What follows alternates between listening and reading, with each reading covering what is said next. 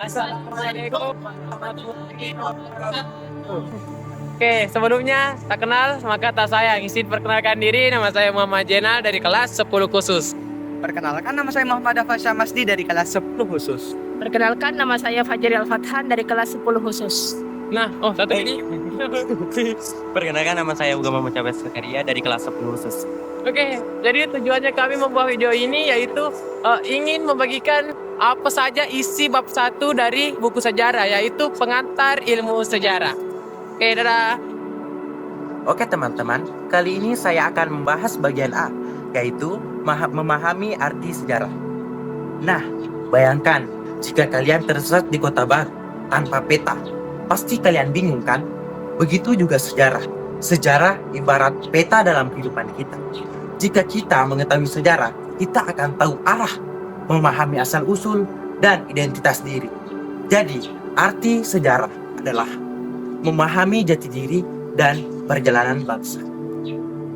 Selanjutnya adalah memahami arti sejarah. Apakah kalian pernah mendengar satu pepatah yang mengatakan bahwa belajar dari suatu kesalahan ibaratnya adalah seorang atlet yang kalah dalam suatu pertandingan dan mengevaluasi dirinya agar bisa menang besok. Begitu juga sejarah. Sejarah memberikan kita pelajaran, inspirasi, dan motivasi agar kita bisa belajar dari suatu kesalahan yang terjadi di masa lalu. Selanjutnya adalah bagian B, kajian sejarah. Bagian ini memiliki 3 materi. Yang pertama, manusia dalam ruang dan waktu. Bayangkan, kalau kalian lihat foto lama saat kecil, itu menunjukkan bahwa manusia selalu terikat ruang dan waktu. Sejarah juga begitu, selalu membahas manusia pada tempat dan waktu tertentu. Yang kedua, sinkronik dan diakronik. Misalnya, kita mau membahas peristiwa kemerdekaan 1945. Kalau kita lihat secara sinkronik, kita fokus pada satu waktu saja. Misalnya pada saat proklamasi.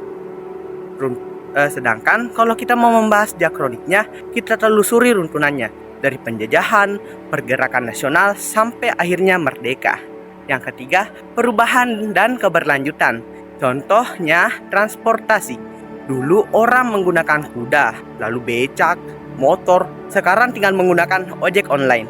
Perubahan bentuk, tapi keberlanjutannya adalah fungsi tetap untuk memudahkan perjalanan manusia. Sejarah juga membahas pola ini. Selanjutnya saya akan membahas tentang bagian ketiga, yaitu ilmu sejarah. Nah, pada bagian ini terbagi menjadi 3 materi ya teman-teman, yaitu ruang lingkup sejarah, sumber sejarah, dan metode sejarah. Pertama-tama kita akan membahas tentang ruang lingkup sejarah. Kita bayangkan saja ruang lingkup sejarah itu seperti film yang pernah kita nonton, film sejarah.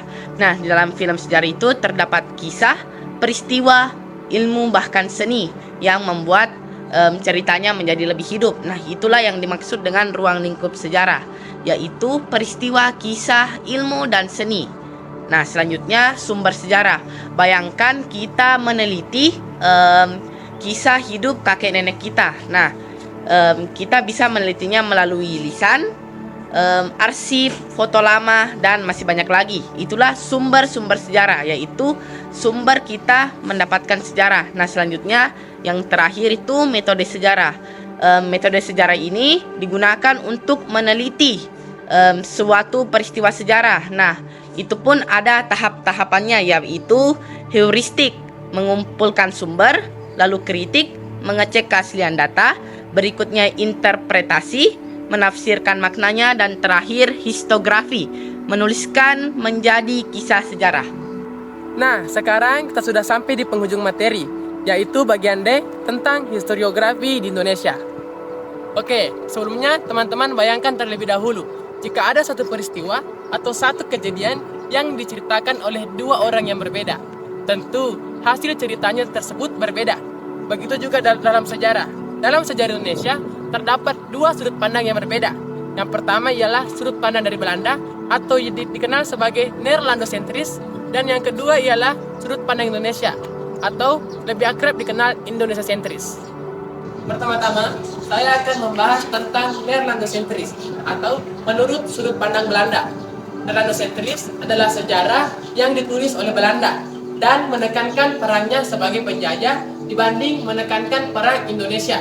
Contohnya, jika Indonesia melakukan perjuangan kecil-kecilan, Belanda selalu menganggapnya sebagai pemberontakan berskala besar.